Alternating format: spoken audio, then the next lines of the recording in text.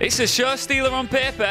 Bayley defends her blue belt for the very first time. And will Brock rock the stripes?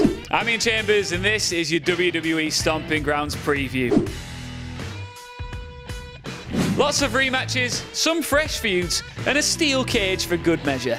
There might not be that much hype going into Stomping Grounds, but this is a card that could stomp out a solid show. Here are my predictions for the night, starting with Kofi Kingston versus Dolph Ziggler for the WWE Championship. It's a Super Showdown rematch inside of a steel cage, but you'd like to think that Kofi is strong enough of a champion to fend off Ziggler on his own. But I guess the old steel box is there to keep Xavier and Big E out of Ziggler's way. I can only see Kofi retaining here, but there is a chance that after the bell, we see the Beast Brock Lesnar tear through New Day, shatter the steel cage into a million pieces, and cash in his Money in the Bank contract to become your new WWE Champion. But that's not going to happen. Kofi is going to win, and the crowd's going to cheer. Next, it's Bayley versus Alexa Bliss for the WWE SmackDown Live Women's Championship. These two have history. Back in April 2017, Bliss beat Bayley for the Raw Women's title at WWE Payback. Now this is a chance for Bayley, as she tweeted earlier this month, to rewrite history. I mean, it's weird that she's defending her SmackDown title against a Raw wrestler, but here, wild card! Bayley for the win in this one.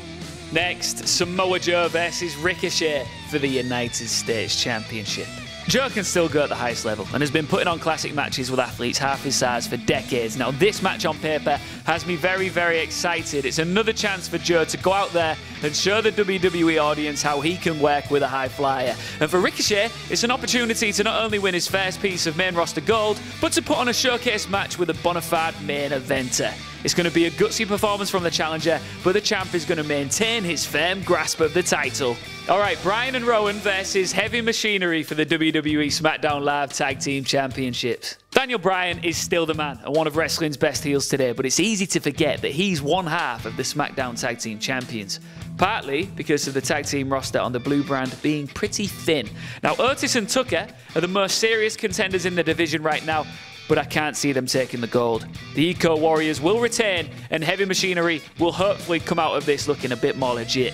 Next, Nice versus Tozawa versus Gulak for the WWE Cruiserweight title. Three men who competed in the WWE Cruiserweight Classic, three OGs of the 205 Live roster, and three blokes who will be looking to once again showcase that they can go. Gulak has been scratching and clawing his way to the #1 contender spot for a while now, and I reckon this will be his night. Roman Reigns versus Drew McIntyre. It's a WrestleMania rematch, but let's be honest, this one's all about the biggest heel in the biz right now, Shane O'Mac.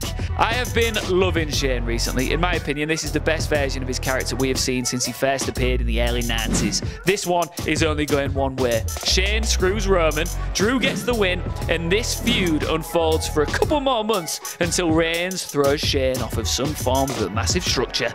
The New Day versus Kevin Owens and Sami Zayn. It's another example of the weird wildcard rule being in effect. Obviously, KO and ZAYN are on different brands, but here they are as a tag team. Now, the king of Twitter, Big E, has just returned, so I'd like to see him put on a really strong performance. In fact, I'm ready for a Big E singles run, but that's a conversation for another day. I reckon we see the Canadians get the win before they set their sights back on Kofi in his WWE Championship. Becky Lynch versus Lacey Evans for the WWE Raw Women's Championship.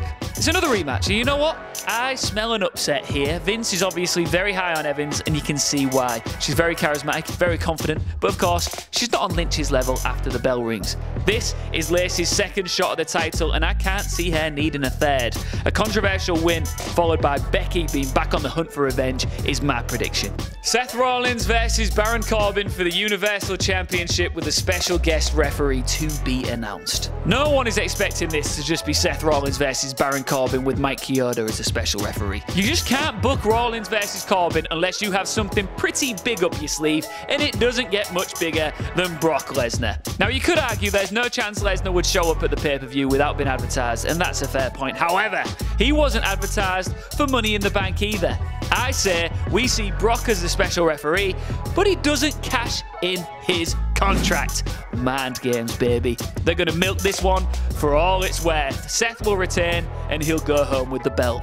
So what do you reckon? Do you agree or disagree with my predictions for WWE Stomping Ground? And feel free to leave your predictions in the comments below. That's it from me this week. See you next time.